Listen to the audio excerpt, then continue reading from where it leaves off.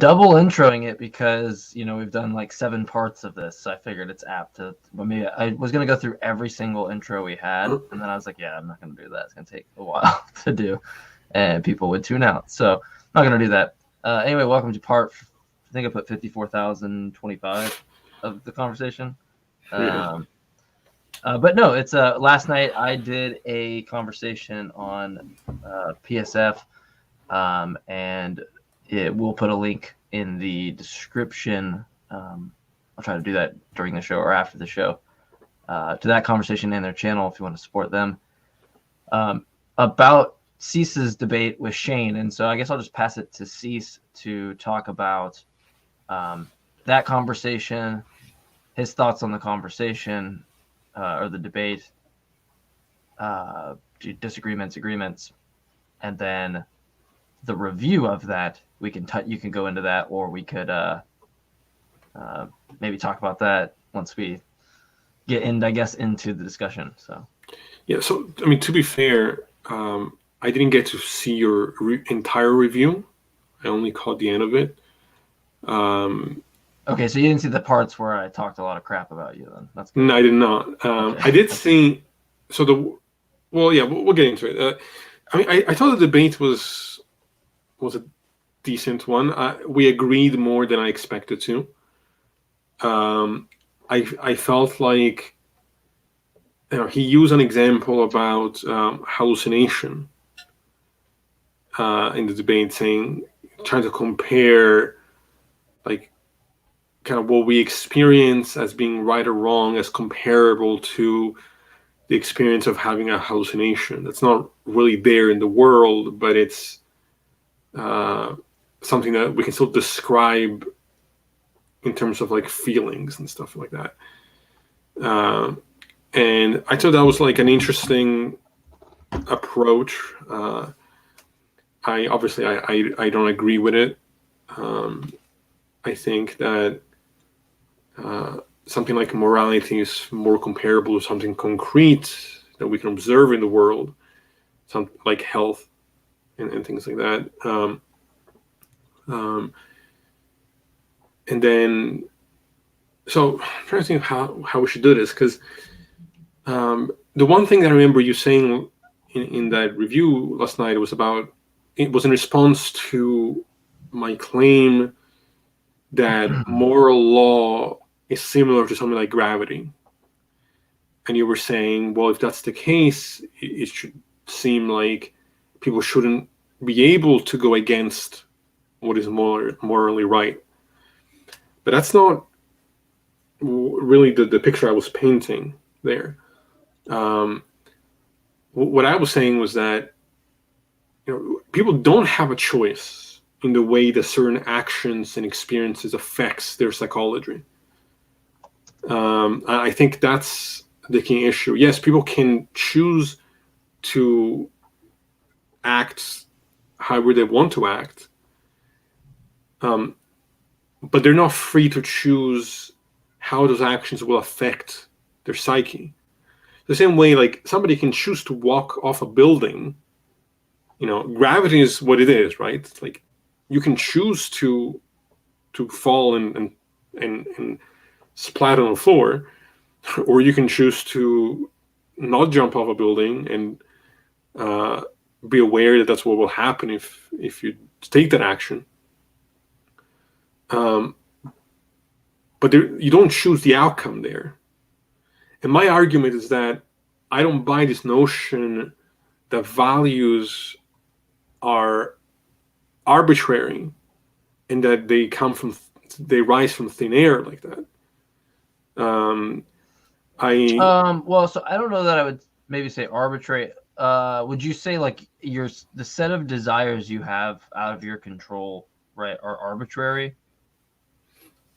No, I don't even know really what that means. I think they are reflective of facts about our situation.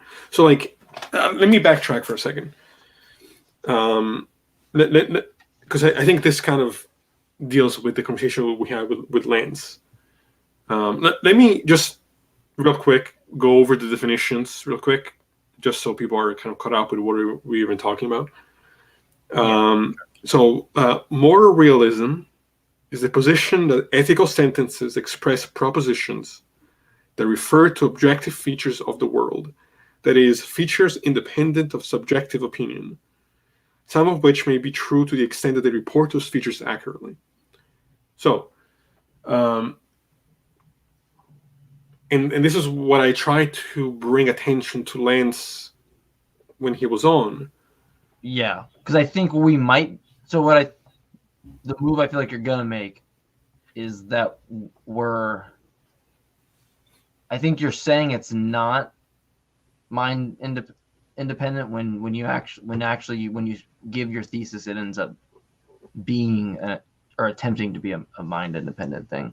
Because from what I have you write, I wrote down in my notes that you said independent of subjective opinion doesnin mean mind.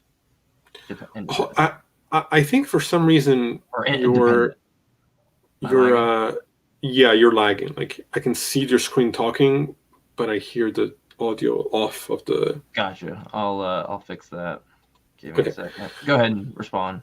Right. So no, I don't think it's mind independent. I don't think it makes any sense to talk about morality outside of facts of conscious experience, which you need a mind to have. So I don't think it's mind independent, but I don't think that moral realism is suggesting that it's mind independent. It's suggesting that it's independent of opinion and arbitrary cultural norms. It's not suggesting that it's independent of something that exists in nature. Like the nature of the mind is something that's going to exist as much as the nature of the laws of gravity. Well, yeah. So I guess maybe am I still lagging, by the way? Because I can just switch to a different setting if I am. Yeah, you're lagging. Okay, I'll just switch that out then. Well, I'm big on the screen now. That's weird. Okay. There we go. That should be better. Yeah, that's a lot better. Awesome. So, okay. Whenever I won't go off the debate. It sounded like you had said something opposite, but then it seemed like your kind of moral naturalist thesis did try to account for some mind independent thing, right? So when I put in the notes, when you read the definition, you said independent of subjective opinion does not mean independent, but it seemed to be the whole, right. So, but it does seem to be the case that if it's right, because it seems like what you are doing, what I feel contradicts that is that you're saying, when you point to states of like phenomenology or the mind, right, the nature of what it is to be a conscious creature, or however you phrase that utterance, right? Mm-hmm. It seems that you are appealing to some independent fact, right, outside of because what's tricky about it is that you could just say, like, you could do like I guess what T-Jump does and go, the independent thing of subjective opinion is this moral law, right, of like imposition of will or whatever, that move he does. I still think it's the same move. You're just saying it's like when you talk about the mind, from my perspective as the anti-realist, I'm looking at your thesis and going, okay, facts about the mind are just going to reduce to natural facts about the world, which is a consistent moral naturalist position. Like, right, I haven't got to the criticizing part, but it does seem that you are giving something that is independent of subjective opinion being the nature of mind, right? Yes, the independent of subjective opinion, not independent of mind as an ontology, as of something that exists in nature. Like I can have the belief or the opinion that I'll be fine if I eat McDonald's every single day of my life. Like I can believe that, okay. I can value that. I think we have two categories, though, that I think that's what's hanging it up. And this is just my perspective, right? My perspective on it is it's not going to matter if you're – okay, we're saying your independent basis, like your normative kind of independent stance here is the nature of mind. We'll just say it's X, okay, to like not confuse things with mind. When we talk about subjective, like, or mind independent. I'm meaning that like analytically to say subjective opinion, right? So it is the case that your thesis is something that would be independent of subjective opinion, because you're saying, you're yeah, right. So that's what I'm saying. It seems that you would be saying that there's just two different categories of when we're talking about mind here. We're talking about the contents of the mind, right? What somebody's like maybe propositional attitude is, versus like the nature of a mind, right? Like what it would mean. Yeah, exactly. So I'm only raising this issues because I think you're saying the thing a moral naturalist is, but when you started off, I think you're saying the opposite for some reason, even though that's not what you're saying. You know what I mean? No, I'm specifically talking about the ontology of the mind and its phenomenology, not mere momentary desires, not cultural norms, not particular beliefs of an individual. Sure. I'm talking about what the real consequences of behavior on the human mind. Yeah. So another way to put it, even if everybody's opinion, like say they thought X was right, but it actually was just the case that it's wrong, and everybody thought that, you would still say, look, it doesn't matter. Everybody's just out of accord with what is good in terms of the nature of mind, right? That's what you're saying. Yes, that would still hold, right? Because that would be. I would hope that at least that would hold, because then for me that is precisely that distinction. That, look, subjective opinion doesn't fucking matter. What does matter is if it is or isn't in accord with mine. That's fine to me. But from my my hang up, where I think we get to the disagreement, is where when I hear a moral naturalist say that it's facts about the mind, what I hear is that's just going to reduce to natural facts. I mean, would you agree with that? Yes, but I think it's incoherent to think that when talking about what is real, especially if you're a physicalist, that you're going to get anything but the facts of the matter. Like, that's the other thing I was going to say in response to Lance. There is nothing else beyond the facts of the matter. Well, I don't know if Lance was I don't know if we asked if Lance was a physicalist. I think I'm like you in the sense of, like, I've stated, look, I'm actually not a reductive physicalist anymore. I think probably a non-reductive physicalist. I would say I'm probably on your camp. But I would say I'm not even dying on a hill for physicalism. So, let me put it this way.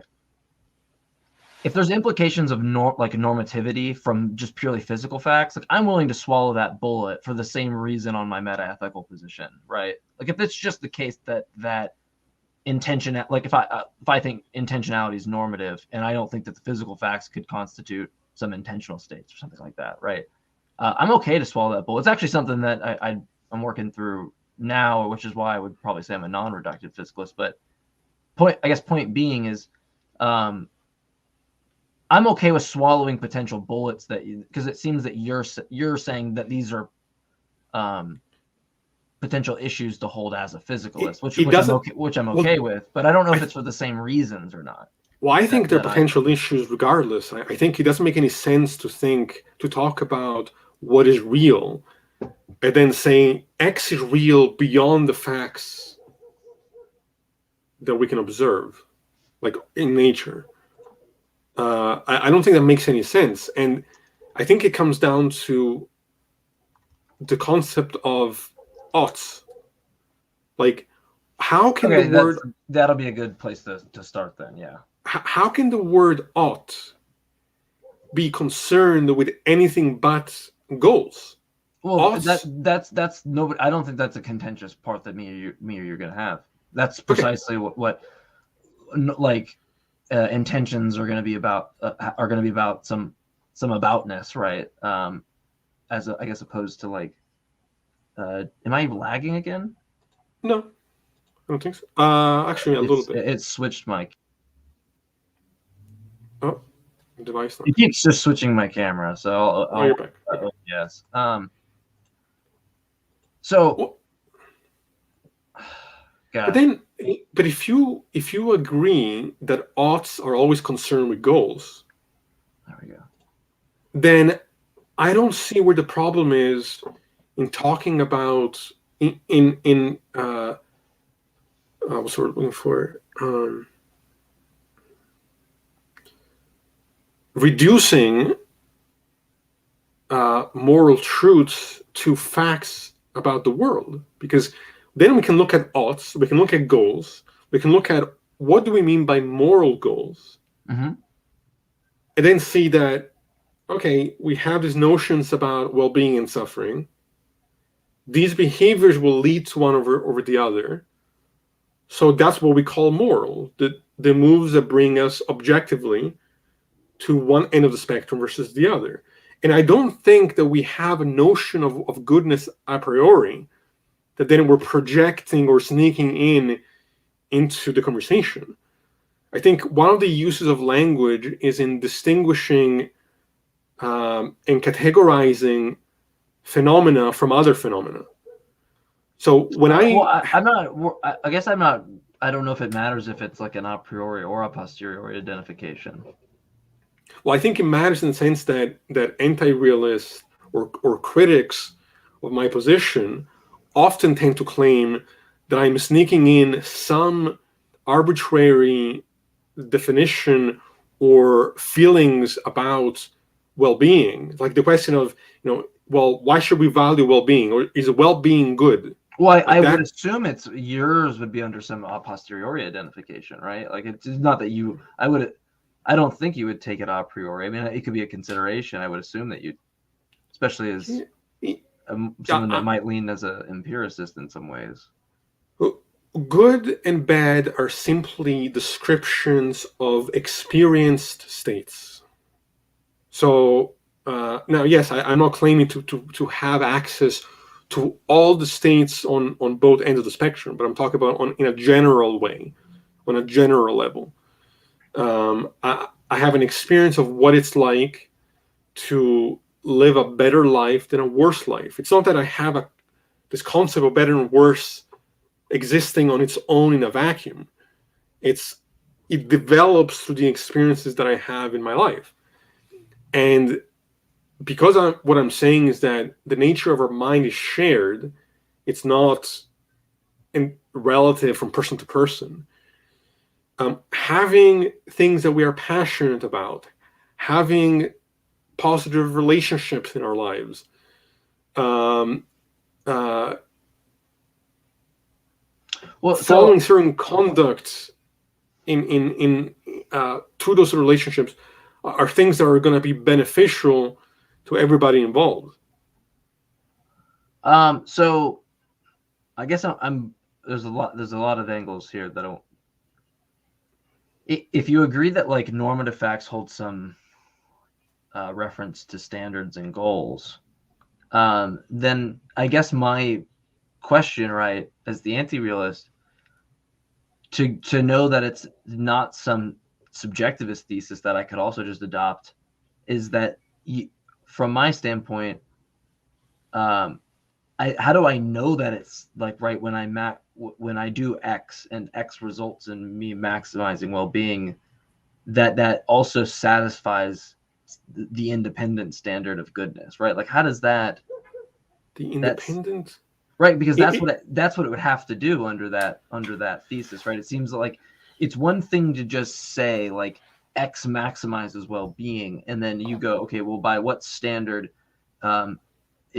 is X maximizing well-being good? As a subjectivist, like you would just be like, well, yeah, by my desires and my standards, that's what I think, right? The kind of symmetry breaker there seems to be that when you do X and it results in maximizing well-being, it seems that if it's objectively good, it is in virtue of satisfying the mind independent standard, which I guess for you would be saying that it's in accord with the right nature of the mind, right? It's in accord with how we would describe a certain phenomenological experience.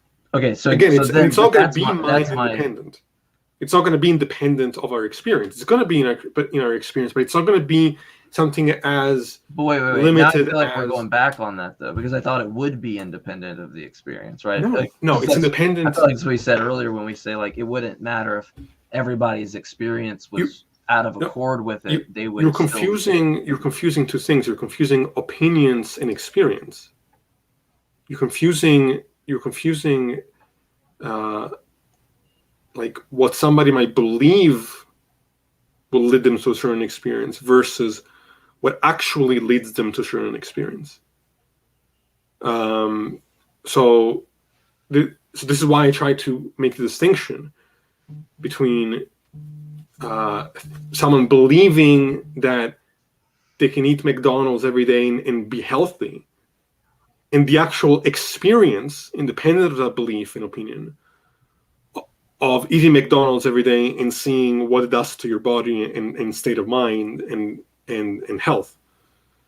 You are well. So I guess I got to back up, because the first thing that you said was like that they're descriptions of the states, but the descriptions of the states, right? Like I'm not going to accept that, or at least it's hard for me to accept that it logically follows to the normative goal, right? Just as a mere point about deductive logic, right? Like that's just me looking at these descriptions that they don't impute some like real normative implications like in and of themselves, because I don't know like how I would decipher some other descriptive. It doesn't need to. It's applying the wrong tool in the wrong context. It's like saying, like we use induction, right? To like we have the expectation that tomorrow the sun is going to rise, but logic on its own is not going to give us that certainty. Like it's something that it is a tool of reasoning we apply, where it's reasonable for us to expect that the sun is going to rise the next morning.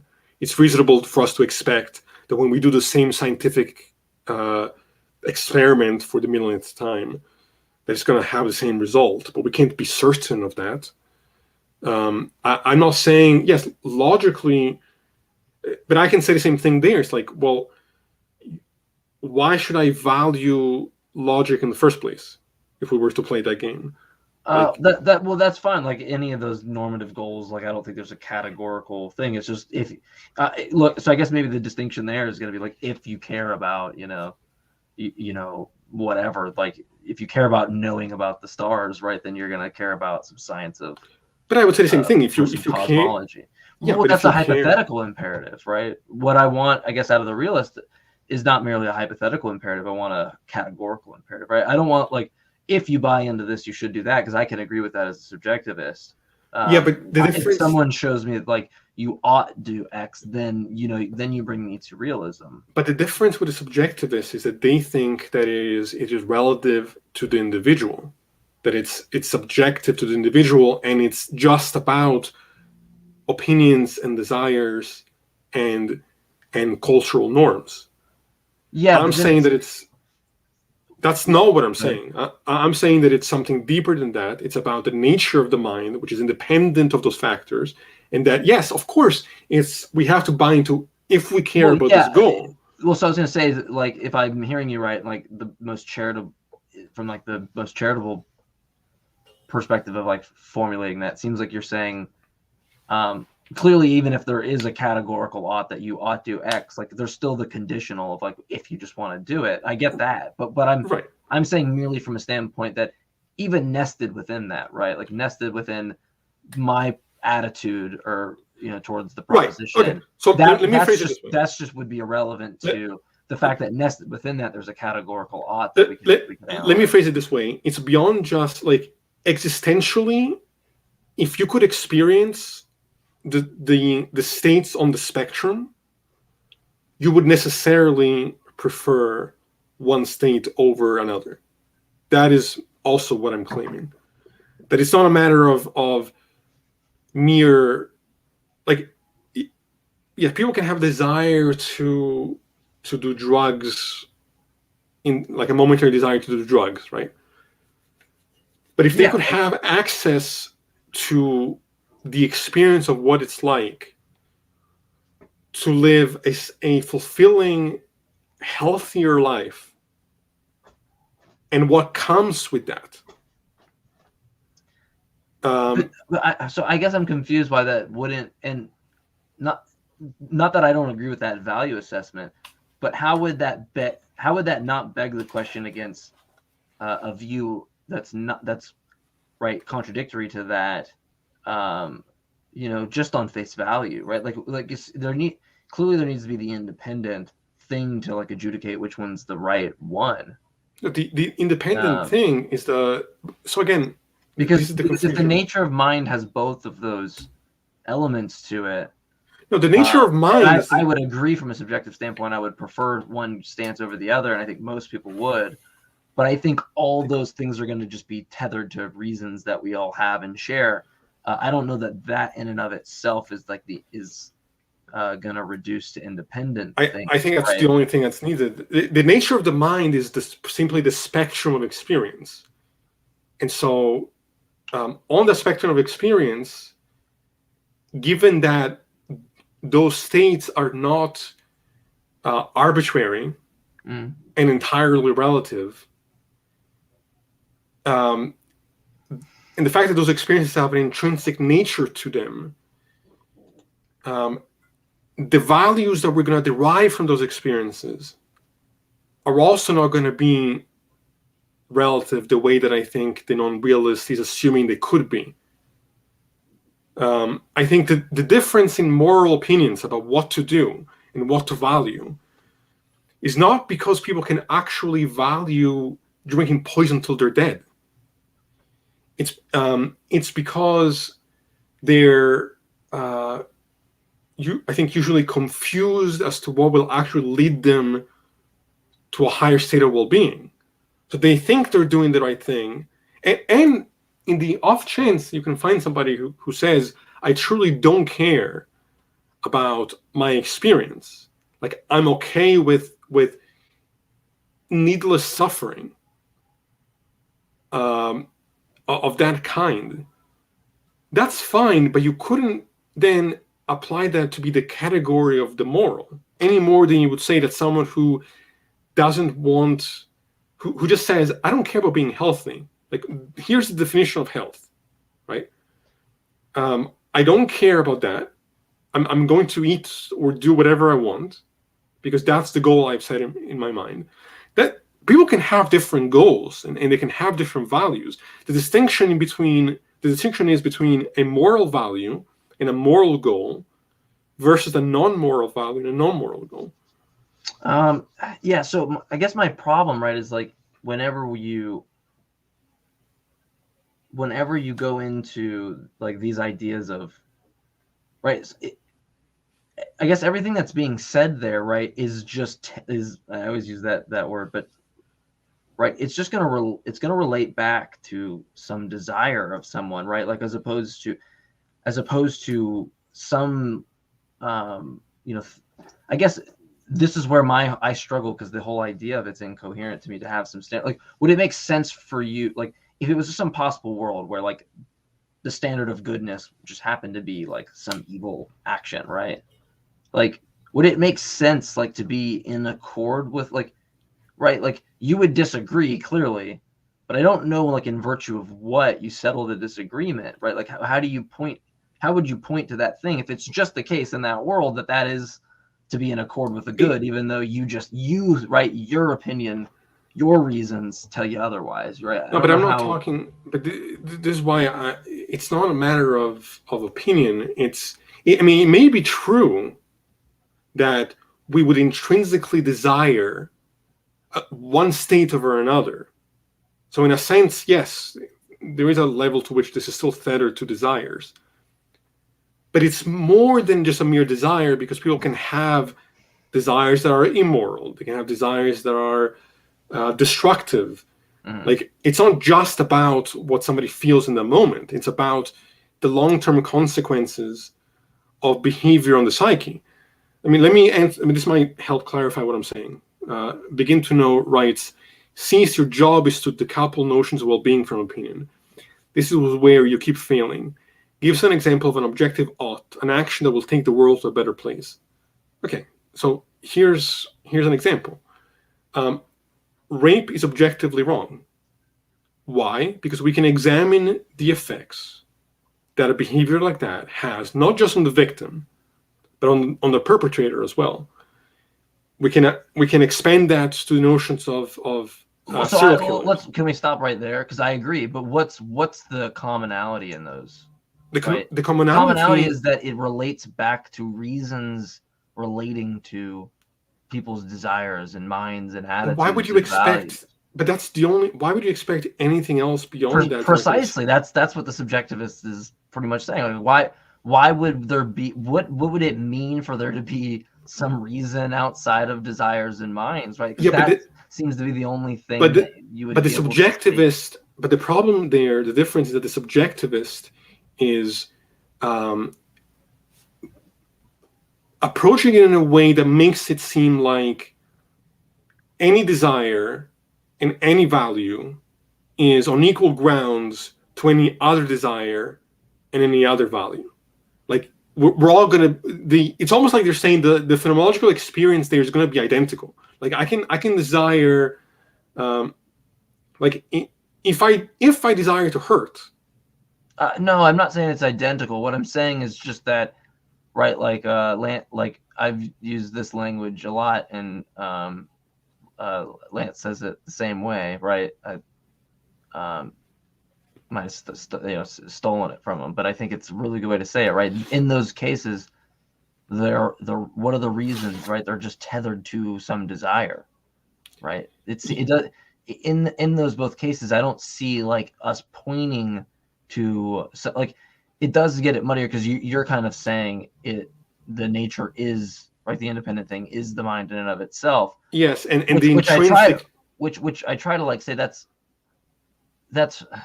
if I'm trying to be charitable and say that's fine, it seems just to reduce to natural facts about the mind, which are just descriptions about the mind, which I don't know how one set of those descriptions of some state versus another descriptions of the state imputes some normative ought, right? Like that's categorical, right? Seems to beg the question against whatever the other person could say. So you don't think, right? So you don't think that it's categorical to say that when it comes to nutrition, there are certain facts about what to eat as opposed to not what to eat that will lead somebody to be healthier as opposed to unhealthier. There's certain facts about like chemistry and biology and metabolism and things like that we can just describe and what they do, right? But it doesn't impute some normative standard that you should be in accord with it or something like that. Right? But I don't understand that. I don't understand the move. I could describe that like if I ate some apple, like if I ate an apple and I had some deficiency in some vitamins or something, and it right it suffices in that way. Like we could describe that these things are going on, right? Like from a physical standpoint, but I don't know how that imputes like motivation for me to be in accord or out of accord. But I don't know how. But I don't know how you. State, right. But I don't know how you could have any discussion about standards that would move beyond the conversation about, at least to some degree, about desires. In this context, I think it's more complex than that, because I think it's possible for people to desire the wrong thing simply out of not having access to other states that they would otherwise desire if they knew of their existence. I don't think, like, the how should I put this? Well, so let me just respond to this as well. Sure. Beginton writes, imagine someone being forced to rape at gunpoint. Finesse the example using your own imagination and the objectivity of your claim. It doesn't fall apart even remotely, because the consequences on one's psyche, even in that context, is still incredibly destructive to everybody involved. It's not like the person who's now being forced to rape at gunpoint is going to be free from the psychological damage that action or situation is going to necessarily bring upon them. And that's what I'm saying. Like, it's the subjectivist is going to say that the reason why what I'm saying is not synonymous with the subjectivist is that they don't think that there is a fact of the matter. There is a fact. Well, there is a truth. Like, if you mean if the proposition is true or false, yeah, of course there is. It's just in virtue of something, not. It's in virtue of reasons tethered to desires, not reasons tethered to something outside of that, right? Yeah, but which I'm fine with, but the desire ultimately is still mind dependent. I'm saying it's still it's something that can go beyond. It's not just mere opinion. Well, let me see if you agree with this, right? One, moral proposition or moral statements express propositions. Well, can you elaborate on that to make sure that I understand what you mean by that? Yeah, so like saying murder is wrong, right? That is some proposition, right? Yeah. Right, and what a proposition is going to be in that case is some non-linguistic state of affair, right? That, or some non-linguistic. I guess I would say what you could get in this whole semantics of, like, some people will disagree whether or not what it is about what a proposition or a statement expresses about a proposition and what a proposition expresses. So those are contentious, but we'll just say, right, like there's a statement, murder is wrong, and we both say that there's a true or false value, right? We won't get into propositions and abstract objects that people can derive and stuff. Sure. Okay. Yeah, we're trying to just shelve all the issues we could have. Okay. So 2, some moral statements are true. Yeah. Yeah, I would agree. Yeah. Right? 3, moral statements are true or false in virtue of mind-independent properties of the world. In this case, I would just rephrase it for you to say moral statements are true and false in virtue of the mind, or the independent subjective nature of what it is to have a mind, right? That would be your mind-independent basis. So I was trying to steel man yours. I think more as far as I understand it, moral realism is saying that it's independent. The truth value of propositions in the moral sphere is relating to facts that are independent of opinion and independent of culture, not independent of mind. And yes, we can talk about desires, but there's a difference here between the kind of desires that we're referring to. Well, yeah, would you just disagree with, let me put it from the subjective standpoint. We both agree with 1 and 2. Moral statements express propositions. 2, some moral statements are true. But 3, I would say moral statements are true or false in virtue of a subject's mind-dependent desires, right? You would say, like, as the true dichotomy, no, right? Repeat the last part again, because I'm not sure I followed. Moral statements are true or false in virtue of a subject's mind-dependent desires. No, I agree that it's mind-dependent. I can even agree that in some sense... How about on a subject's desires? They're true or false in virtue of a subject's desires. I want to try to clean it up. Is the implication... If the implication there is that it's going to be different from subject to subject, then I disagree. Yeah, in of course, it's experience subjectively. Of a subject's desires. Yeah, but see, there's a problem there, even in how that's framed, because we can experience, everything we experience is subjective in a sense, but it doesn't mean it's relative. We can still experience things objectively just from a particular point of view, as I'm a subject, you're a subject. Like, we can look at a glass on a table from 2 different points of view, in the sense that we're 2 different people, but we're seeing the same thing, and we can talk about it as though it's the same thing. So those words are a little bit, we have to be careful there. I do want to answer this thing real quick again. Begin to know, goes on and says, use your imagination. What if non-compliance results in the destruction of the world? Again, there's a difference here between saying that something is in some sense justified and saying that it's moral. Like, you can have a situation where all actions are immoral, though still on a spectrum where one action is preferable to another given the possible consequences. but you couldn't say that it was necessarily a good thing that you did. You could just say that it's a better thing in comparison to potential alternatives. It's still an imposition of will. It's still something that harms well-being, and therefore it's still something that is destructive. It's just that it's still in a context where the other option is the destruction of all things. You might still be justified in taking that action, even if it's a horrible and immoral one, because the alternative would be a worse horrible and immoral action. Mm-hmm. The point I'm trying to make here is that it is incoherent to want justification for moral truth that will be independent of mind.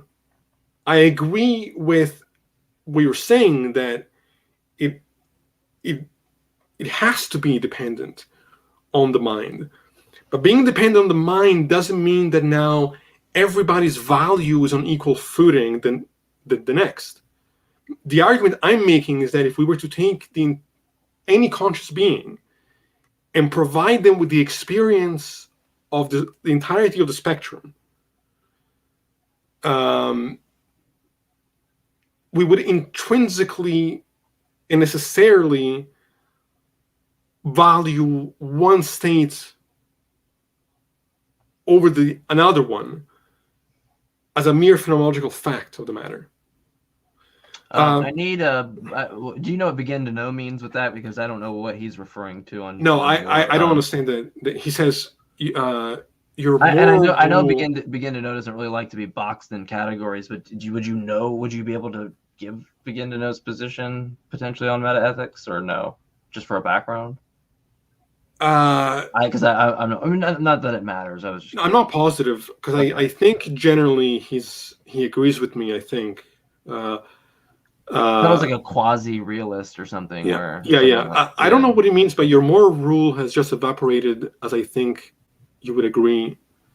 No, I don't think so, because he's moral realist. Okay, I don't think that the notion that it's immoral to violate someone's consent evaporated there.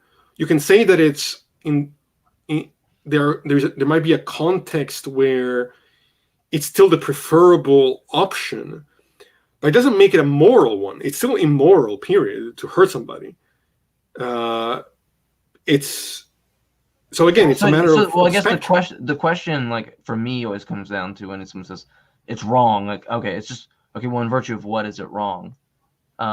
It makes sense for like me to want, like if I want to go do something, if I want to go to the store or something, like for the reasons of that with desires or values, right? For the value to come from me, or like if I would, right? Like but if you were to say like I had some independent reason to eat vanilla when I went to the store as opposed to chocolate, like that just, I don't know how that makes any sense, right? That like, well, there's just this preferable fact that, ice cream, it doesn't matter, like vanilla's better regardless of the fact that you think it is. It's like, no, but I can only know values to be values in relation to the subject, right? Not in relation to other things. But I'm not eliminating the subject from the conversation.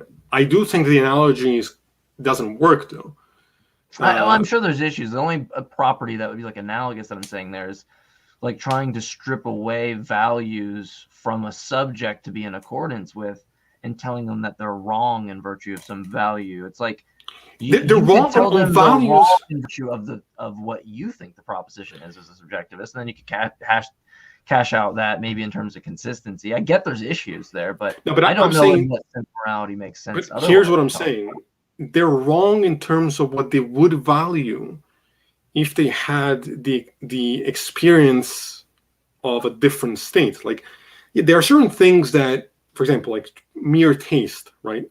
Like we have different taste buds, right? So the experience of eating chocolate might be different than you eating vanilla, right? And or the experience might be the same, but what we're tasting might be different. that's fine. Like, I'm not saying that, like, I'm okay with there being a multiplicity of moral systems, so they don't have to be all the same, but they can still bring us closer to well-being as opposed to suffering. Like, I'm not saying there's one right answer to every question. There might be a different number of ways that could bring us to well-being and farther away from suffering. So I'm not suggesting that there's only one answer to every question. What I'm saying is that there are certain extremes where the example is not going to be comparable to chocolate and vanilla. The example is going to be comparable to chocolate and bleach. Like chocolate and stabbing yourself in the throat till you're dead. Like, the details of what we're referring to is what matters here. Like, I think we've gone beyond just a disagreement on something that is that relevant. Maybe we should talk about desires real quick and cash something out. And I don't know if I agree with this, but wouldn't the fact that you desire something like just be good, right? Like if let me put it this way. Like, there's people that, like, I watched something where it's like my weird habits or whatever, where that show where people do weird things, like they eat toenail clippings or just weird. Like the one that I watched, the person was like they would eat handfuls of flour, right? Yeah, like just handfuls of flour, and they have a desire, right? That's just in virtue of the desire. It seems like that's good, right? They desire to do that, therefore it's like no. So this is exactly about these types of normative implications towards the goals, right? Like that's what we mean, and it seems only reduced to these types of concepts in virtue of like the desire of value. So you can just have two desires of like, I desire to eat chocolate and not the flour or something like that, or not the bleach, right? Or whatever example.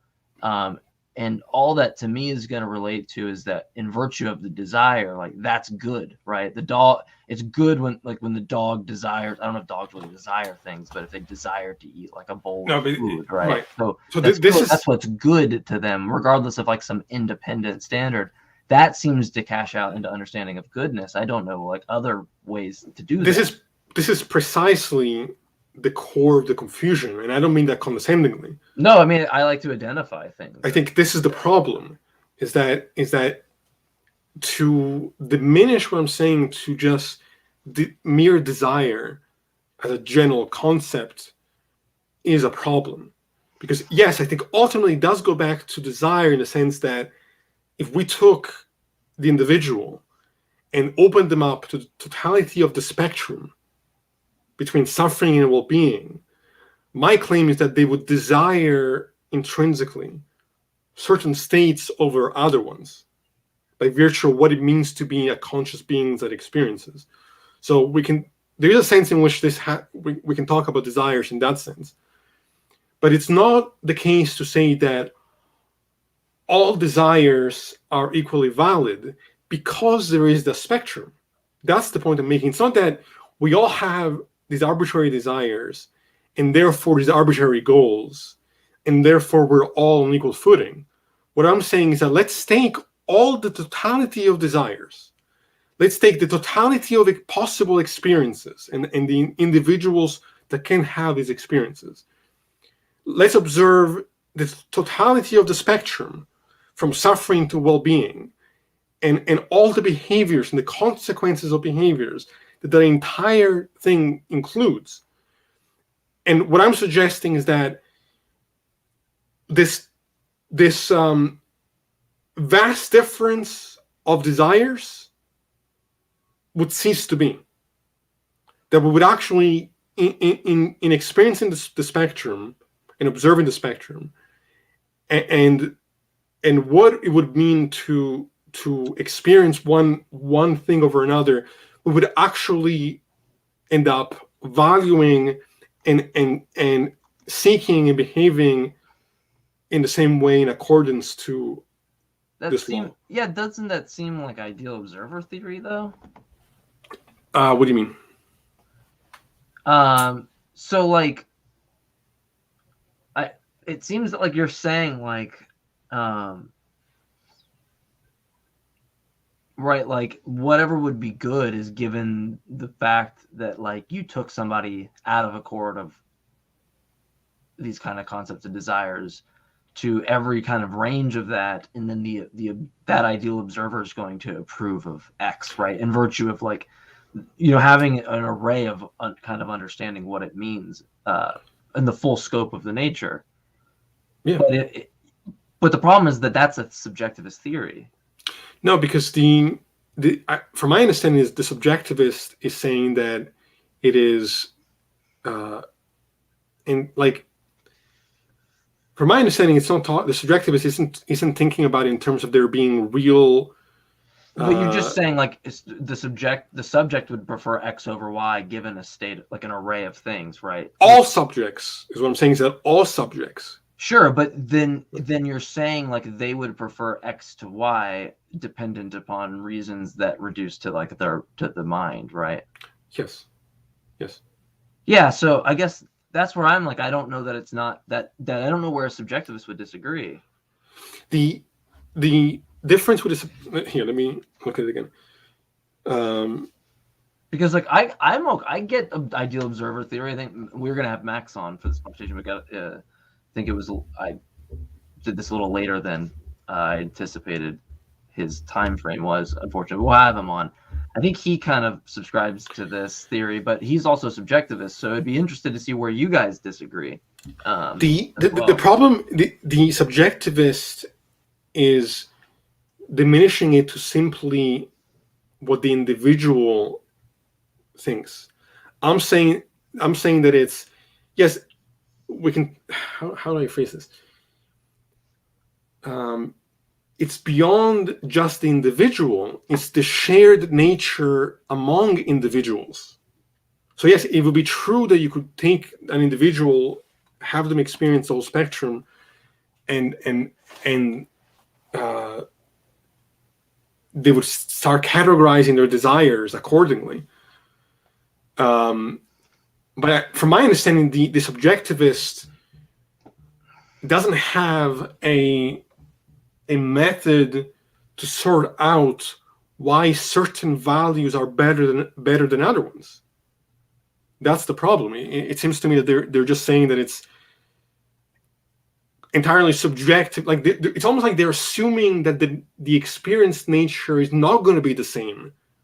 That the experienced nature of one individual is going to be different than the experienced nature of another individual. And I'm saying that that's not the case. I'm saying that the experienced nature is going to be the same across the board. Well, even if... I guess it's just that it's... Right, that thesis that you propose isn't like... Right, like, subjectivist is going to say that it's an eliminate... It's... You're not going to be able to just, like, eliminate the dependency of the attitudes, right? Like, that's not eliminated. Right, and so yeah, but in virtue of not eliminating that as the part of the right, I think Lance uses like stance independent norms or something like that. Yeah, that term, which is to me the kind of the same thing as just right. Like the task is saying the task is to remove, right, to eliminate the dependency of attitudes. But that is completely. And then you don't have a subjectivist thesis. You have a realist thesis. It may be true that there's a dependency when it comes in terms of values and attitudes and even desires, but all those things are secondary to the nature of the mind itself, which isn't arbitrary or subject to change from individual to individual and from subject to subject. The nature of the phenomenology, the nature of the experience is the independent, like it's mind dependent, but it's independent of mere opinion. It's independent of mere culture. It's independent of mere individual attitude in a particular moment in time. Yeah, Yes. I get that. You're saying it's divorced from the attitudes in virtue of the nature of the mind. But like when we look at that, like I feel like that's just gonna boil down to the attitudes of the minds that differ in people, right? And then you just point to all these moral disagreements, and it's like, well, okay, well, one way to solve that is to point to like how we would know that one state is the good and the other state is the bad. The more we would know by virtue of examining the experience itself. The explanation for the moral difference is explained by the fact that people think that different things will lead them to the same state, only to find out that they're actually not being brought to that state. That's the point I'm making. Like I said, given the example of health, like I can think that eating Twinkies is gonna make me, feel great. Like I can believe that and be factually incorrect in the matter. Well, yeah, but from that standpoint, I guess the way I catch that out is like the person who goes, I could eat Twinkies and it's going to result in some physical state of affairs that's not what eating a bunch of Twinkies like, right? So what's going to be said, like you used McDonald's earlier, like they're just going to eat Big Macs all the time, and they're going to say, I think Big Macs are not going to give me a heart attack, is what they're saying. But it's just it's just the case that we're going to be in agreement, me and you, that the state of affairs will be the case that when you have all these physical things, right, it's just going to amount to the fact that you will, right? In your attitude on that doesn't matter, but I don't think that's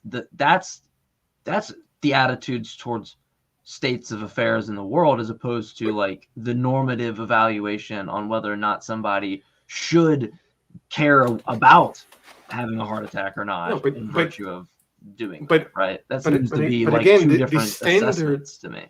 Right, but one can lead to prescriptive and one is descriptive. Yes, but one can lead to the other in the sense that the claim I'm making is that it is intrinsic for us to care about those states of experience. It is what's the word I'm looking for? Almost like this isn't the right word, but it's almost like it may not logically follow in the way that you're wanting it to, but I think it existentially follows. A standard is just what we apply to describe or to talk about what goals we have in mind. So in the context of precisely. But that move makes it seem like you're going to say it's secondary. But then if norms are secondary, then there's just no motivation in the descriptive things, right? Then of course there is. No, of course there is. The motivation is intrinsic. The motivation is. Then it wouldn't be secondary. It would be like the norms would be nested in the natural facts of the thing. We can say in a sense I think in a sense they are, but I think of standards more as the systemization of behaviors we could follow to reach certain goals.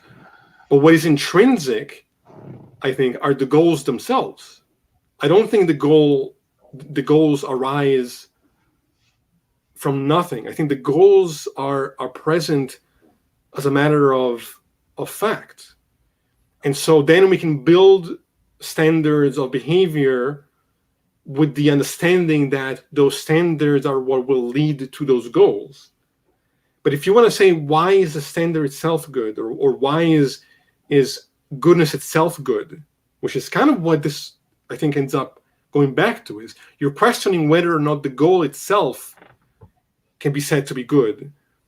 But I think that move misses the point of what language is doing when we're talking about these things in the first place. Well, I use the phrasing that, like, when you say X maximizes well-being and you want to say that that's good, the realist needs to do that in virtue of some independent standard that it achieves.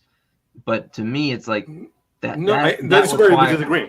I don't think that the realist needs to do that even remotely. I think all the realist needs to do is to look at the facts in the world, to look at the facts about minds and to say, this are the consequences of behavior. These are the states. Like, to me, that move is completely. So the facts about mind can constitute normative implications. Is what you're. Because yes, that to me is just a mere naturalistic fallacy, right? It's just to say that, like, okay, even if we could do that, how do I know what other set of properties, like, is the good, right? I don't know that merely relating to experience or descriptions of it just says that that's where the good is, right? Like, but it doesn't make sense to think that there would be some independent standard that would define. The word good is the result of the categorizing of experiences.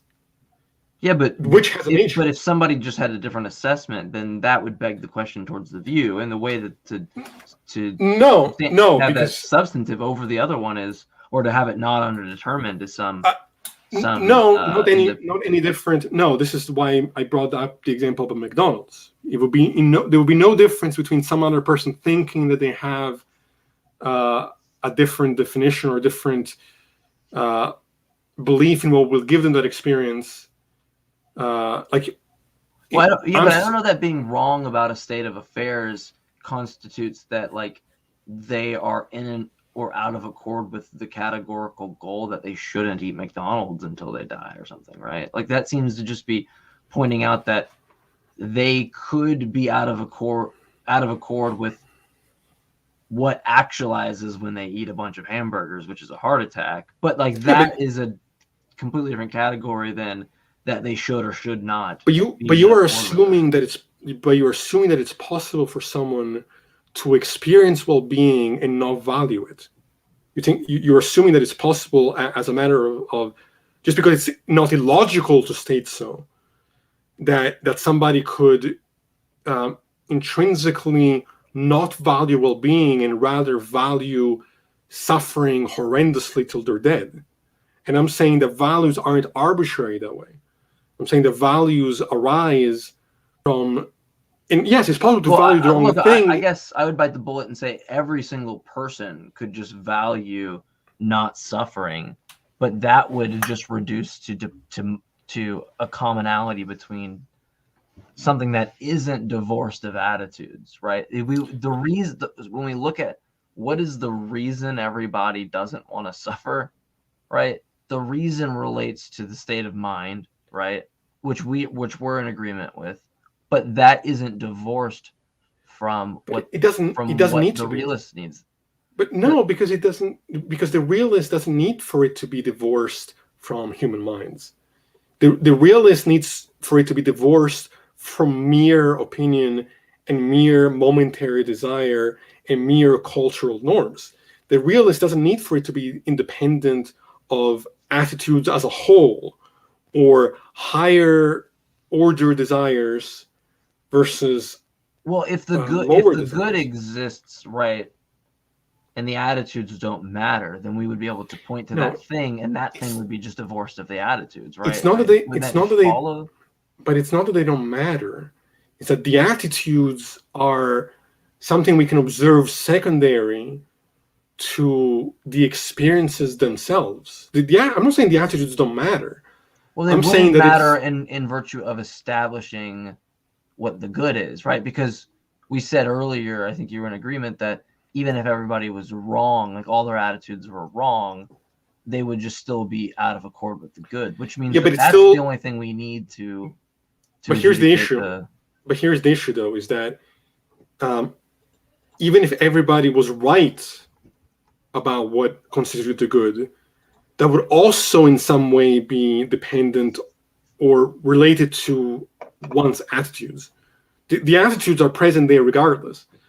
What I'm saying is that it's not the attitude itself that is going to deem one thing wrong as opposed to right. The attitudes are present there and important to examine, but it's the states of affairs. Like I said, we can have a vast variety of attitudes and beliefs. What I'm saying in the hypothetical that I gave there is that if we all had access to the spectrum, the attitudes would become one. The desires will become one. Yeah, but you're gonna say because that's secondary, that doesn't matter, right? It's not that it doesn't. It's still worth examining. Like, I'm not saying, obviously, being something that's mind dependent, we're gonna be looking at. Constitutively matters, what you're saying. Like the fact that since it's mind related, it constitutively matters, like what the attitudes are, whether they're in or accord. But what I'm saying is whether or not they're in or accord with that won't matter, right? Because the good is just going to be in virtue of the nature, right? The nature of the mind. It's going to be in virtue of the kind of of the nature of the mind, the kind of experiences that people can have that, if known to them, they would intrinsically value. That is the point. The subjectivist is going to say that we have no methodology to say why a subject should value one experience over another. Well, it's just a matter of... it's not going to matter really what the subjectivist says, other than what I think the key point we have to hone in on is that, right, that all that needs to happen is eliminating, having a reason that eliminates attitudes as what explains these kind of moral facts, right? Yeah, I would say what explains it is examining the phenomenology. What explains it is the facts. And by the way, you said earlier it's a naturalistic fallacy. Here's why I disagree.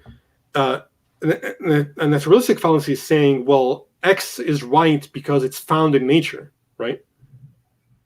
Well, yeah, what I'm saying is you're reducing these things to like natural facts about the mind, and then saying, of course, it's good. Yeah, and so I would say, but that's not the same thing, because it seems like the theist that says it's good because it's God's nature has a similar issue, right? Of just appealing to the nature, because it seems to be pretty arbitrary.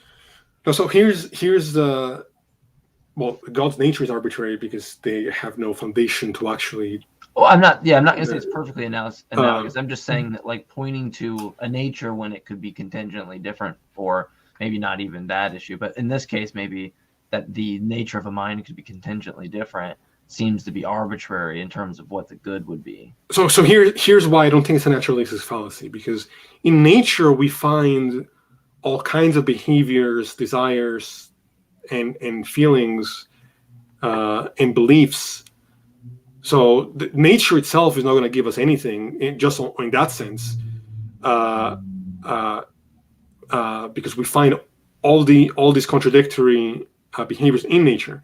So nature in that sense is not going to be enough. It's nature itself is going to be enough in the sense that we're looking at reality still. We're looking at the facts in reality. It's not that it's right because we find it in nature. It's that nature is an explanation, or is the explanation, as to how we derive these concepts in the first place. We find immorality and morality in nature. We find both in nature. Now, how do we distinguish the two? Because the experiences are different. And that's what we're doing when we're applying language. We're categorizing and differentiating between phenomena. And so the words good and the words bad are descriptions of the differences between phenomena. And I think it's nonsensical to say, should we value well-being when it's intrinsically what we do value? It's just people believe. Well, I'm okay with everybody intrinsically valuing it. That wouldn't be divorced from attitudes of people. I don't think that right. But again, I think it's the fundamental factor there that is independent of opinion is just the nature of the experience itself is not the opinion. That just we are helpless in having those be the experiences that we have. So the following attitudes. And that's, I think, secondary. Whoops, that's my text message. Anybody that plays Pokemon would know that I have an item received. I don't know. I hope that what I'm saying is making at least a little bit more sense to you. I don't know if it is. Yeah, so I think we've made a lot of progress. Okay, good. In terms of finding some distinctions there, and then having Lance back on to kind of recapitulate that, and then have you and him more so discuss, and I'll moderate or add some opinions in there as well. I want to go back real quick before we go off, and I don't know that you responded to CJ, but this had to kind of do with the ideal observer thing that I'm painting it that way. I don't know that you would agree that. Yes, I agree with what you just said. I agree with him. With what he says? Yeah. So it sounds like you're saying if every rational person have experienced X and prefer or arbitrary, okay? And then he says, this is the end of that, which actions you experience. And then he had something else to follow up on that, I believe. I thought it did. Maybe he didn't. So, sorry. I thought I saw. But yeah, that explains what I'm saying. Oh, this was it. It was the first one. This was the very first one. Are you saying that something like if everyone had the ability to experience being a Jew in the Holocaust, everyone would agree that they wouldn't want the state of affairs to obtain?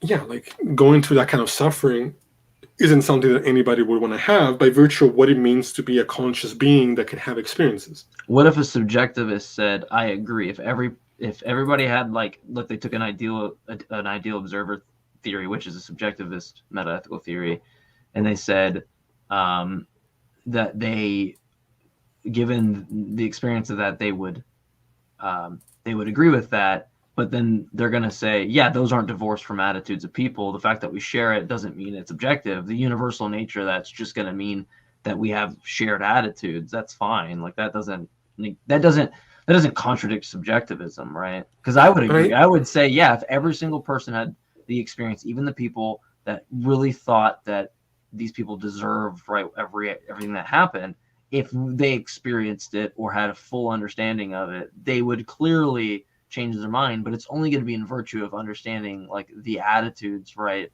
that are tethered there, or desires that are tethered, right? The attitudes and desires tethered there, but secondary to the nature of the experience itself. So again, I think the subjectivist is far. I mean, I don't know how are we defining objective there then?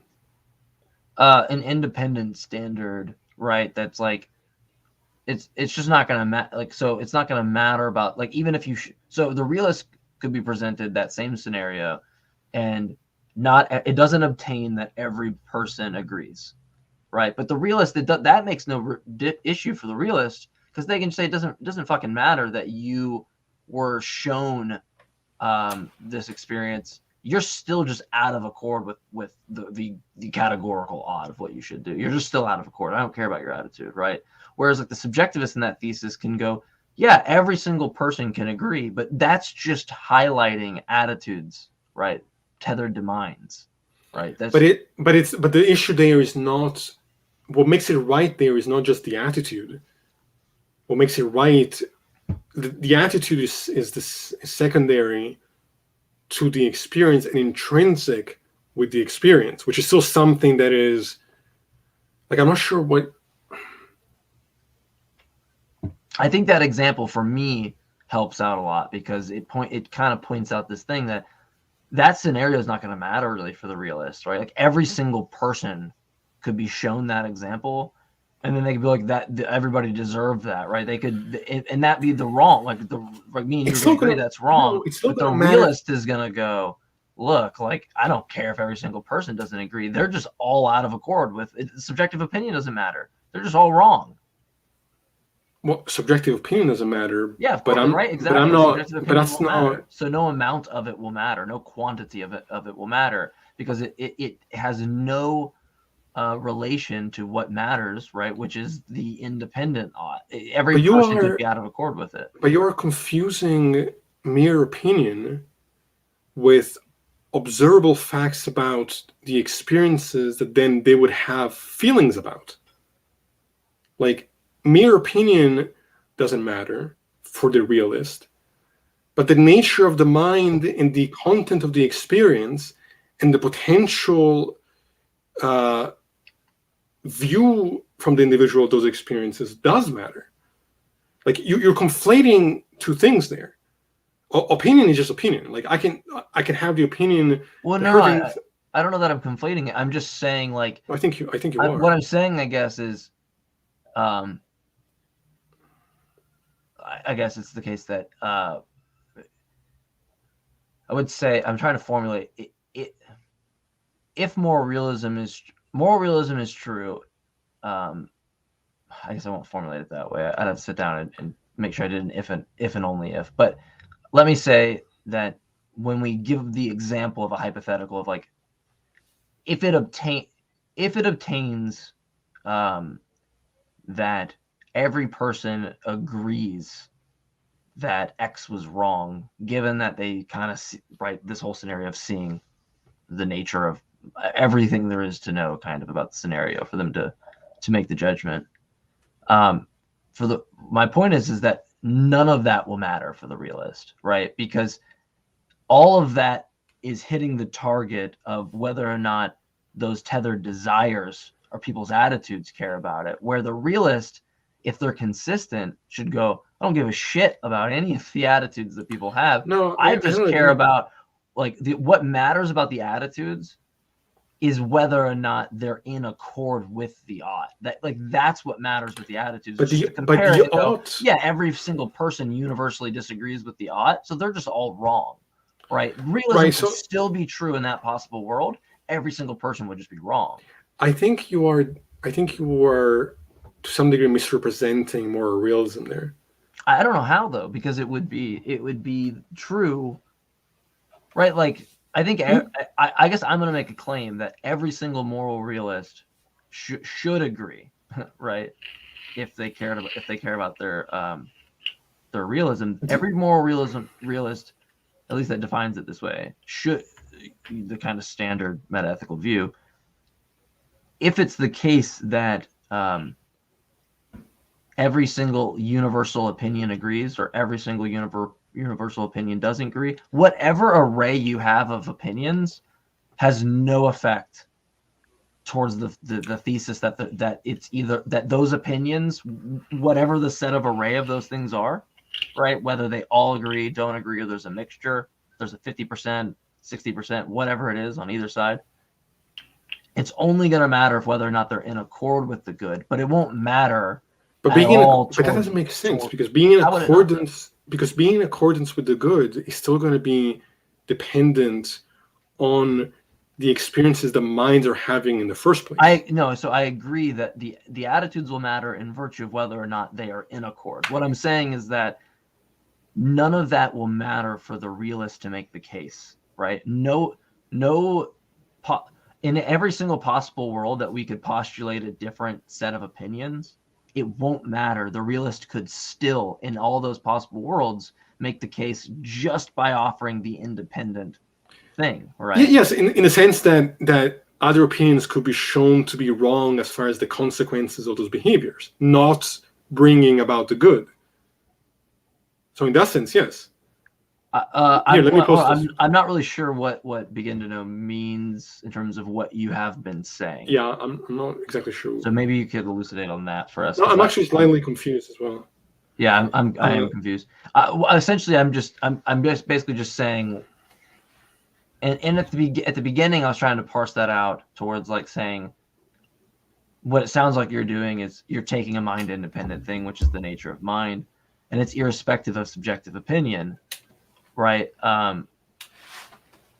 But I guess my challenge now is just to say, well, it does seem that in any possible world where there's a set of opinions on moral facts, it won't matter, because the moral fact is not in virtue of the opinions, right? So I agree with that. It's not the opinion, because obviously there are contradictory opinions as to what will lead to the good.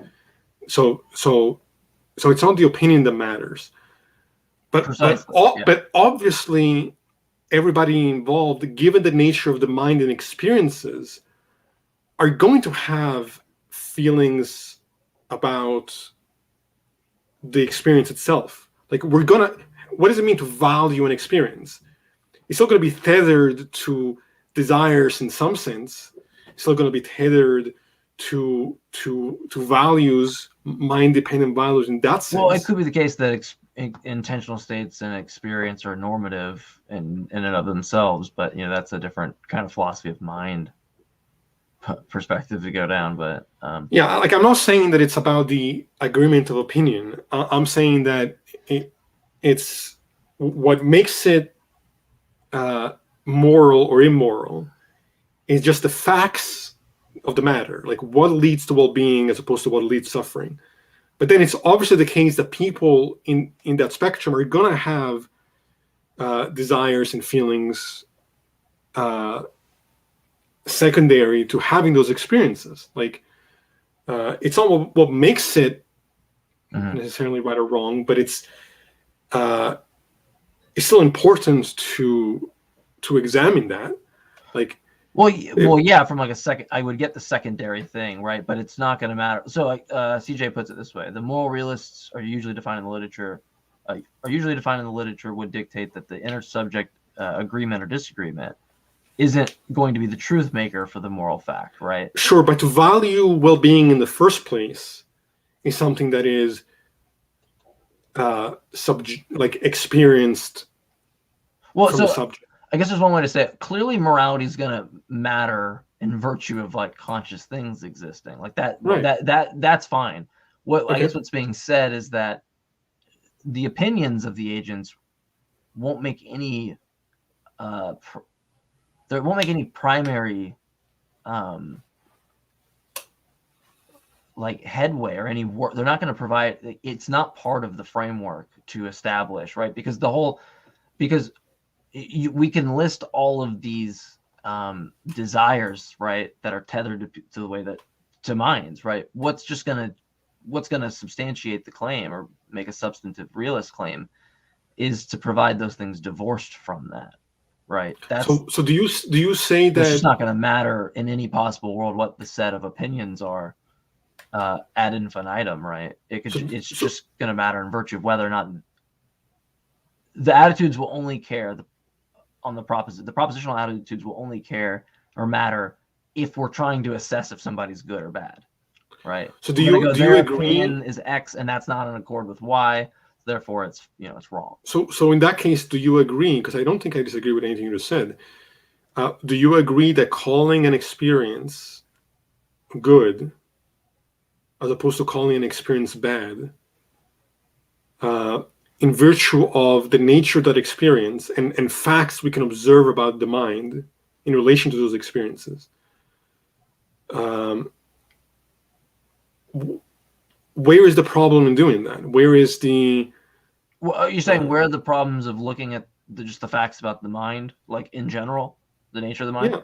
Yeah. Well, like, I said at the beginning, I don't have a problem with looking at the nature of I think it would be consistent for you to say we're going to look at because you try to root it in phenomenology and just the nature of mind, right? You're reducing it to these natural facts about the world, right? But it's different in that when you're going to try to add the normative assessments of people, which are just opinions about it, they could just be wrong. Which one, right? They won't matter to the actual look. So I guess it's the difference between the proposition expressing truth and then the propositional attitudes towards what the proposition expresses, right? There's this distinction between that the attitudes are just irrelevant to whether or not what the proposition expresses is. Sure, but couldn't you just think of the normative as just being kind of the systemization of the observable facts of the matter? Like, it's not... You're saying that it's just about the attitudes, but why does it have to be about the attitudes as opposed to just, hey, here are these observations.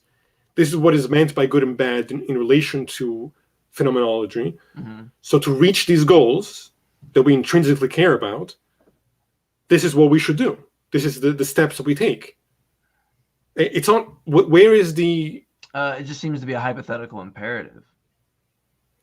I think it's looking at the consequences, the real consequences, the observable consequences of behavior and its effects on the world. And yeah, but then it's saying if you if you, given that state, if you prefer X to Y, right, then yeah, and that's Sure, that's but think subjectivist. about what I said about oughts. Oughts are always concerned with goals. So the fact that it's about ifs is not a problem there for the realist. Yeah, but I'm okay with you having a conditional of if in relation to saying that, look, there's a categorical ought. I think so. I kind of said this earlier. Maybe I could say this better. I'm okay with a conditional in relation to a categorical ought if you're saying like there is a categorical ought, and if you want to be in accord with it, you would do these things. That's fine.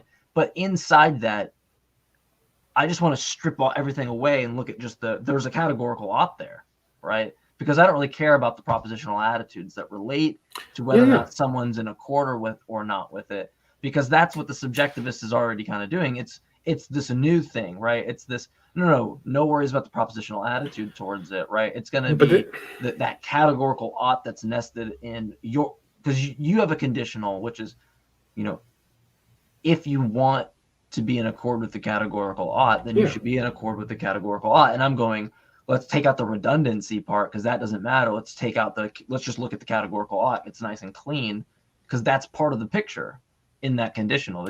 But I feel like that's what I've done. X, then Y. It's saying X is categorically what you should do, right? And all the other ifs about it, like that doesn't matter because we're just looking at the actual. But I feel like that is met by, like I said, looking at how language operates and the reality of the experiences and where values are derived from. So then if you want to say that somebody doesn't care about those things, then we can play with the conditionals. The conditionals are only there. Well, that'll only matter for the subject, right? Let's think about it this way. The conditionals will only matter to the subject, right? Right, because what sense is it going to talk about a conditional absent some consideration of a subject? I agree. Okay, so the subjectivist has already bought into that from a hypothetical imperative. Let's say that they do. Some people have issues with hypothetical imperatives too, but let's say the subjectivist buys into if I want X, I'll do Y or Z or whatever it is. Okay, so we've established that the conditionals are in relation to a subjective nature. Okay, no, but when the realist comes in and applies those conditionals, even if it's in relation to the categorical ought, right? Like if you want to be in accord with the categorical ought, you should do the categorical ought or the things that get you there. That isn't divorcing itself from subjectivism. In that case, you said you've identified the categorical imperative. We just don't need to worry about any of the subjective nature because none of that matters with the realist, right? It's put it this way: anytime we go into the realist standpoint, we shouldn't worry about any of the subject's attitudes because it just won't matter in any of the cases. Yeah, but okay, that's fair. Unless we're trying to just look at the attitude and see if it's in accord with the categorical ought. Sure, but the only reason why I bring that up is in response to other observations or other seemingly potential issues for my view that's brought to me. Like I said, I don't think it matters because I don't think that I'm fine with the idea of people deciding I'm just not going to care about well-being. It doesn't make them moral by definition. Yeah. So, you're gonna say they're out of accord with what is good. So it's not relevant ultimately. Sure. But are you agreeing with me? I'm confused. No, because in that statement, right? There's two different statements. You're saying that person that wants to do that, they're wrong, and I'm saying they're wrong. But what the difference is, you're saying they're wrong because they're out of accord with the categorical good, and I'm saying they're wrong because they're out of accord with my subjective opinion on what the good is. Yeah, but the problem there, that's the issue. The subjectivist isn't going far enough. The subjectivist is reducing it to, it seems to me, to be it's just on pain of the subject. Well, it's just on pain of the realist claim not being substantiated. So I take my anti-realist position as a response to the realist, right? Because, but I think the realist it has realist in it. It's anti-realist in virtue of what the realist's thesis is. But the realist, from my perspective, succeeds in supporting their view by showing what the facts of the matter are. The realist is succeeding in showing that it's not about mere subjective opinion, but that it's about this other thing that, yes, is mind dependent, but is describable in terms of nature the way we would describe any other physical law. And so I think the subjectivist is reacting to a misunderstanding of what the realist is trying to put forth. Now I can acknowledge that maybe my flavor of realism might be a little bit. Well, I mean, I'm not. Let me put it this way: I had a discussion with Tom on his thing on his. Well, I've had a couple in person and then on a stream, and he takes the view that normativity is like. So I run, just moral propositions, contain considerations of normativity. Normativity is a non-negotiable feature of metaethics, right? Or something like that, or whatever it is, whatever premise to basically state that normativity is non-negotiable. And he disagrees, right? He says that that's just wrong. And so I'm okay with accepting a different view of realism, or to say that like strip normativity out of it. Though then and we talked about this with Lance as well, which was like, then at that point then we're just in a semantic battle, right? And I don't know what it means to strip away, like in the same sense, I don't know what it means to strip away normativity from some metaethical view. I don't know what it means to have the view synonymous with what the subjectivist is saying in terms of like it relating back to attitudes of the mind, right?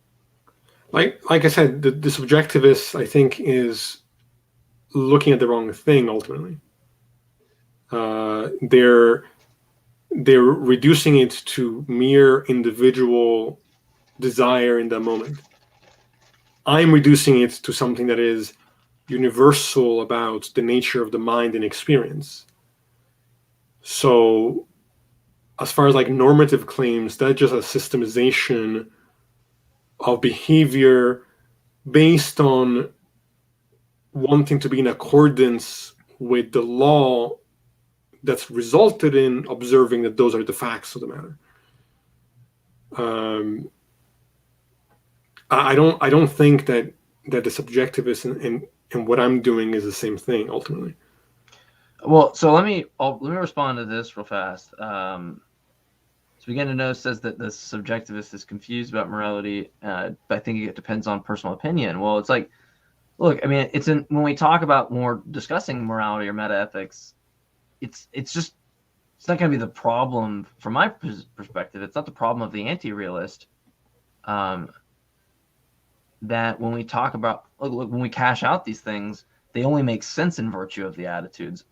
We can squash that by divorcing ourselves, right, and eliminating that from that by just having this independent notion. But I don't know that if that's not substantive, and that hasn't been, in my opinion, successful, then I don't know that then where the subjectivist is confused, because it seems like we could we could just squash the problem by showing me the categorical odd. I'm just but I feel like I've done that itself. But I don't know though, because even the idea of it seems just incoherent, right? Like I think that it doesn't just reduce back to even state that I'd have a reason at all, whether it's in any context, like that I'd have a reason to not eat the ice cream that I'm going to eat, like that I'm out of accord with it or something, just seems really strange to have values in that assessment to me. I think the anti-realist is making a mistake in the way the language is used and the way in which values are derived. And so I think the anti-realist is asking for something incoherent. As a realist, I'm not suggesting that the anti-realist is asking for something incoherent. Yes, I would agree. What I'm asking for for what the realist is purporting to think that they've done, I think is incoherent. And I'm asking for the argument, which I do think is, well, look, I and I've said this on the stream yesterday. I think you do a much better job than any moral naturalist in defending the view, but sometimes I'm curious on whether or not there's a lot that we actually just agree upon, and you from your perspective, you might go, you're a realist, and from my perspective, I might go, you're a subjectivist. Well, I don't know. What I would say is that it's nonsensical to think that we can talk about things existing or being true and then divorcing them from real phenomena and minds that exist in the universe. Like, if you're asking for a conversation, or if you're asking for moral truth independent of conscious experience, that is like a category error. It's like you're not going to find that. But that's not a problem. That's not the problem for the realist. That's the problem for anti-realist misrepresenting what the realist is actually trying to do.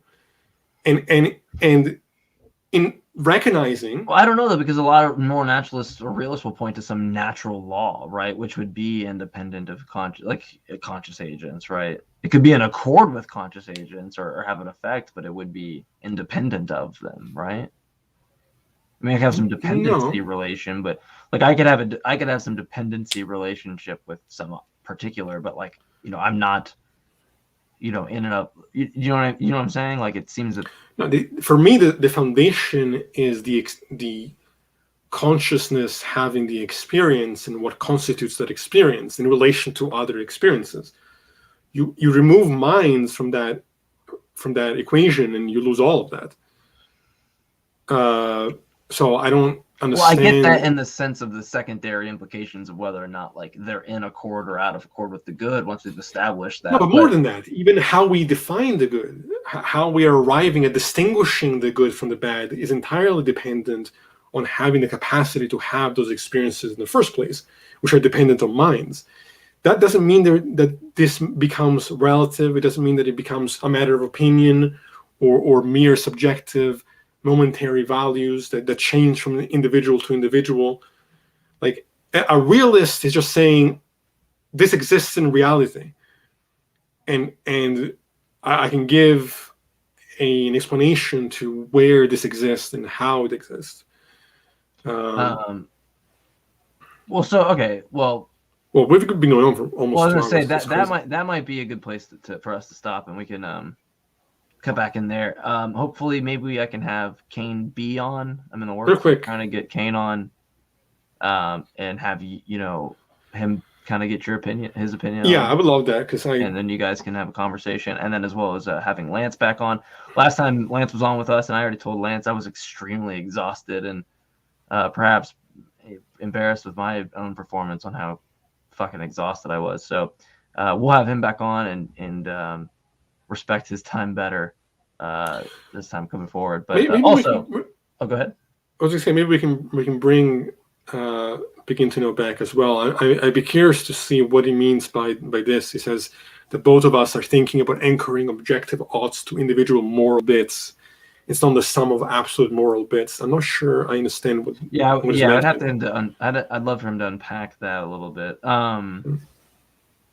Just a reminder, we didn't say it at the beginning of the show, and sometimes we miss this. You can support us on patreon.com. Axioms on Trial would help us out a good bit. It keeps the lights on, whatnot. I don't really have anything other than that for closing stuff. Did you want to? No, I was going to say, thanks everybody that tunes in and has been patient with us, kind of navigating these confusing and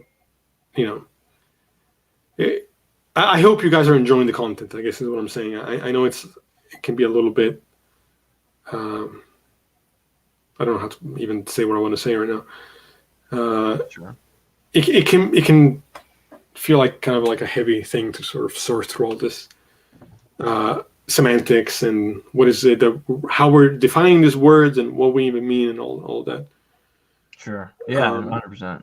But I hope people aren't bored by it, I guess is what I'm saying. No, I enjoy these ones. I mean, especially since me and you can find a thing to have disagreement on, which is there's not a lot, but there are a few things that we have Yeah. disagreement on. So, and I feel like we're making progress little by little. we are. I am having more and more issues in philosophy of mind. On the other end of it, though, for similar implications that I'm certain arguments that I'm being introduced to, and the more I'm getting into the literature, I'm becoming more of a Gnostic atheist.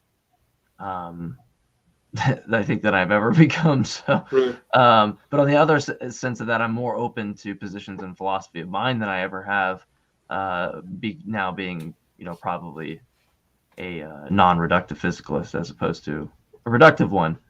So progress, woo. Yeah. And tomorrow I'll be a panpsychist, so we'll check that out. But stay tuned. Me and Max, who's going to come on soon, have had conversations with that. I think him. And we'll have Danny on here soon from Phil Talk, which he's a dualist. I talked to him on the phone a couple days ago, and I have some.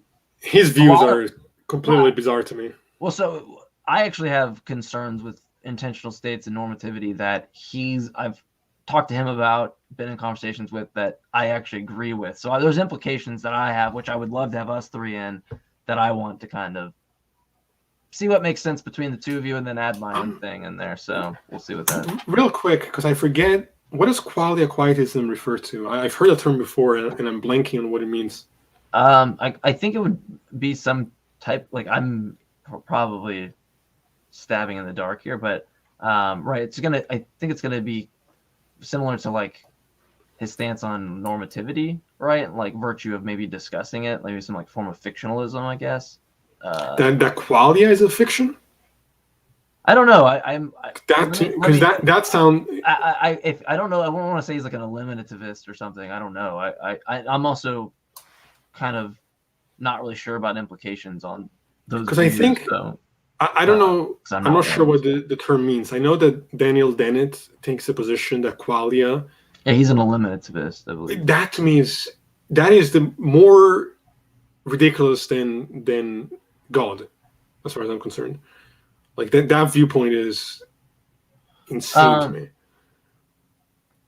Well, so we'll get into this next time. I think that there are serious implications for, like, look, I guess I take intentional states now to be normative, and then I see an issue with the constituting normative facts from just purely physical ones. And so I think a way that you could actually be consistent as a physicalist is maybe as an eliminativist, or if I understand Lance's position as a quietist, maybe that